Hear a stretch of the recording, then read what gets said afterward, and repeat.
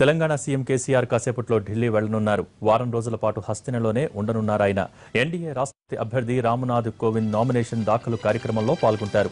ఆ తర్వాత రాష్ట్రానికి రావాల్సిన పెండింగ్ నిధులపై కేంద్ర మంత్రులతో కలిసే అవకాశం ఉంది. సీఎం కంటి పంటి ఆపరేషన్లు కూడా ఈ టూర్లోనే చేసుకునే అవకాశం ఉంది. ఆపరేషన్ కు ముందు 2 రోజుల పాటు మెడికేషన్ తీసుకోవాల్సి ఉండటంతో ఢిల్లీలోనే ఉండనున్నారు. గత నెలలోనే కేసీఆర్ ఆసుపత్రికి వెళ్లి కొన్ని వైద్య పరీక్షలు చేయించుకున్నారు.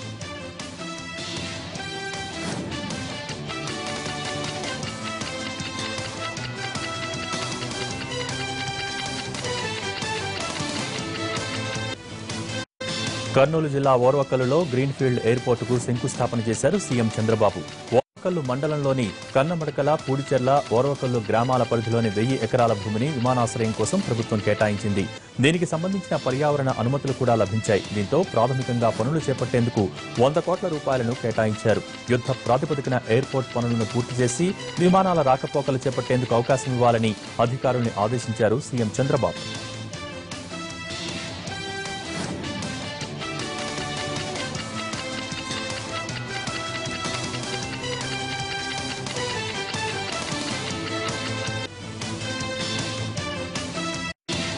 అంతకుముందు సీఎం చంద్రబాబు కర్నూలు టూర్లో వైసీపీ ఎమ్మెల్యే రెచ్చిపోయారు. నందికొట్కూరు వైసీపీ ఎమ్మెల్యే ఐజయ్య ముఖ్యమంత్రితో వాగ్వాదానికి దిగడం కలకలం రేపింది.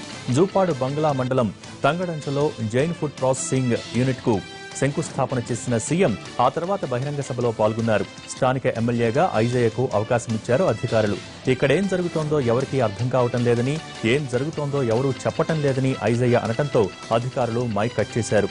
ఇది అసెంబ్లీ కాదని, రాజకీయ ప్రయోజనాల కోసం రాద్ధాంతం చేస్తే ఇలాంటి ఫ్యూడల్ మనస్తత్వాలే మీకు వస్తాయని అక్కడ యువతకు సూచించారు బాబు.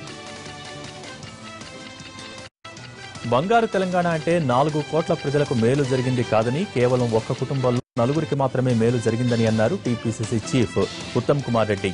రైతు ఆత్మహత్యల్లో తెలంగాణ నెంబర్ 1 గా ఉందన్న ఆయన ఒక్క రైతు కుటుంబాన్ని కూడా కేసీఆర్ ఇంతవరకు పరామర్శించింది లేదని ధ్వజమెత్తారు.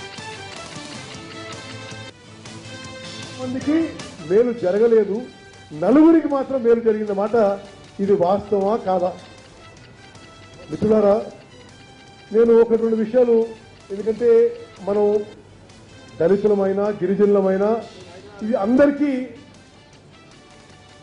అందరం మనం పూర్తి అవగాహనతో జనంలో పోవాల్సిన విషయం. విశాఖలో జరిగింది సిఐఐ సమ్మిట్ కాదని, సెటిల్మెంట్ సమ్మిట్ అని ధ్వజమెత్తారు వైసీపీ రాజ్యసభ సభ్యుడు విజయసాయిరెడ్డి. 1,00,000 ఎకరాల భూ కుంభకోణంలో లోకేష్ ప్రమేయం ఉందని ఆరోపించారు. భూ ఆక్రమణలకు పాల్పడ్డ ప్రతి ఎమ్మెల్యే జైలుకు వెళ్లక తప్పదని హెచ్చరించారు వైసీపీ నేత. విశాఖ జిల్లా పద్మనాభం మండలంలోని 444 ఎకరాల భూముల్ని కాజేసేందుకు ప్రయత్నాలు జరుగుతున్నాయని ఆరోపించిన విజయసాయిరెడ్డి, మంత్రి గంటాకు తెలిసే ఇదంతా జరుగుతోందన్నారు. ల్యాండ్ స్కామ్పై సిట్ విచారణతో ఉపయోగం లేదని, సీబీఐ ఎంక్వైరీతోనే నిజానిజాలు వెలుగు చూస్తాయన్నారు. తెలుగుదేశం పార్టీకి చెందినటువంటి రాజకీయ నాయకులు స్వయాన ముఖ్యమంత్రి గారి పర్యవేక్షణలో, ఆయన కుమారుడు పర్యవేక్షణలో జరిపినటువంటి భూ కుంభకోణం, ముఖ్యంగా ఇక్కడ ఉన్నటువంటి ఈ జిల్లాకు చెందినటువంటి మంత్రులు, శాసనసభ్యులు అందరితో కూడా కలిపి ఈరోజు పార్ట్నర్షిప్ సమ్మిట్ అని చెప్పినటువంటి వ్యక్తి ఈరోజు ఇది పార్ట్నర్షిప్ సమ్మిట్ కాదు, ఇది సెటిల్మెంట్ సమ్మిట్. అవినీతిపై మాట్లాడే హక్కు వైసీపీకి లేదన్నారు ఏపీ మంత్రి అయ్యన్న పాత్రుడు. విశాఖ భూ అక్రమాలపై వాస్తవాలు బయటపెట్టేందుకే సిట్ విచారణ వేశామన్న అయ్యన్న, టీడీపీ నేతలపై ఆరోపణలు చేస్తున్న వైసీపీ నేతలు వాటిపై ఆధారాలు ఉంటే సిట్కు సమర్పించాలని సూచించారు. భూ అక్రమాలకు పాల్పడ్డవారు ఎంతటి వారైనా వదిలిపెట్టేది లేదని స్పష్టం చేశారు అయ్యన్న పాత్రుడు.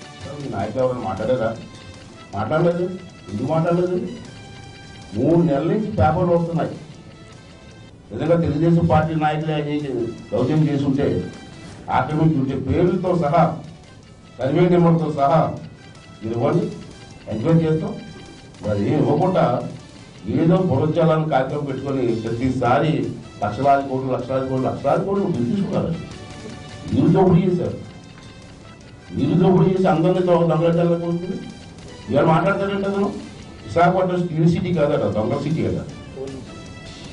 ఇదే మాట్లాడింది. ఎలాగా మీరు షిఫ్ట్ వేశారు కాబట్టి దోషులు ఎలాగా బయటకు వస్తారు, దాంట్లో అనుమానం లేదు. రావాలి, కావాలి. ఎవరు దోషులు, ఎవరు భూములు ఆక్రమించుకున్నారో, ఎవరు దౌర్జన్యం చేశారో ఇవన్నీ కూడా ప్రజలకు తెలియవలసిన అవసరం ఉందని నేను భావిస్తున్నాను. కొన్ని రోజుల తర్వాత సచివాలయం కూడా మియాపూర్ భూముల్లాగా కబ్జాకు గురవుతుందని అన్నారు ఎమ్మెల్యే కోమటిరెడ్డి వెంకటరెడ్డి. సచివాలయంలో సీఎస్ ను కలిసిన ఆయన నల్గొండ మున్సిపాలిటీ డ్రైనేజ్ పనులకు నిధులు మంజూరైనా పనులు ప్రారంభం కాకపోవడంపై ఫిర్యాదు చేశారు. ప్రిన్సిపల్ సెక్రటరీ గారిని కలిసి అడగడం జరిగింది.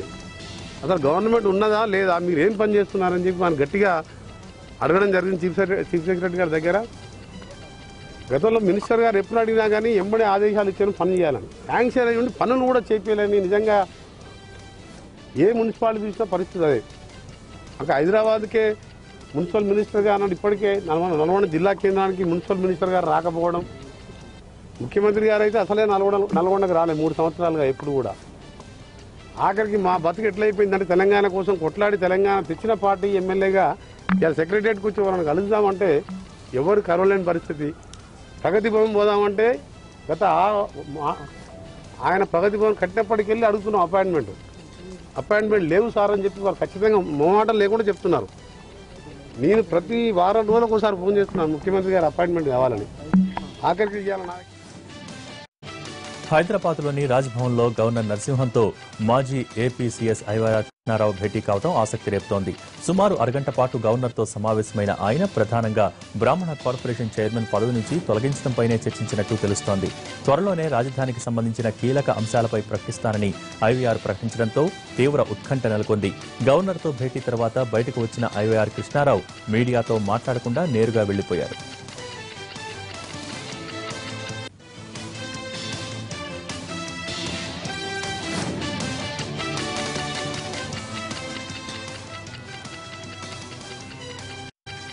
బ్రాహ్మణ సమాజమంతా సీఎం చంద్రబాబుకు అండగా ఉందన్నారు కొత్తగా ఎన్నికైన బ్రాహ్మణ కార్పొరేషన్ చైర్మన్ వేమూరి ఆనంద సూర్య. పేదరికం లేని బ్రాహ్మణ సమాజ నిర్మాణం కోసమే చంద్రబాబు దీన్ని ఏర్పాటు చేశారన్నారు. వ్యక్తిగత ఎజెండాను అమలు చేయడానికి ప్రయత్నించి గతంలో ఉన్న చైర్మన్ పదవీచ్యుతులయ్యారని ఆరోపించారు ఆనంద సూర్య. ఆ పథకాలన్నింటి కూడా నిజమైనటువంటి లబ్ధిదారుని సెలెక్ట్ చేసి ఎవరైతే బ్రాహ్మణ్ కార్పొరేషన్స్లో జిల్లా కోఆర్డినేటర్స్, నియోజకవర్గ కోఆర్డినేటర్స్ ఉన్నారో వాళ్ళందరినీ కూడా సమన్వయం చేసుకుంటూ రియల్గా పేద బ్రాహ్మణులకు ఎక్కడ అన్యాయం జరుగుతుందో చూసి ఆ పేద బ్రాహ్మణులకు 100% న్యాయం జరిగేలా 100% న్యాయం జరిగేలాగా కార్పొరేషన్ చైర్మన్గా నేను బాధ్యత. చంద్రబాబు నాయుడు గారు బ్రాహ్మణ కార్పొరేషన్ పెట్టారు. ఆయన పెట్టినటువంటి కార్పొరేషన్ సౌకర్యాలన్నింటినీ కూడా కార్పొరేషన్లో ఎవరు అధికారులు ఉంటే వాళ్ళు ప్రజలకు చేర్చవలసిన బాధ్యత ఉంది.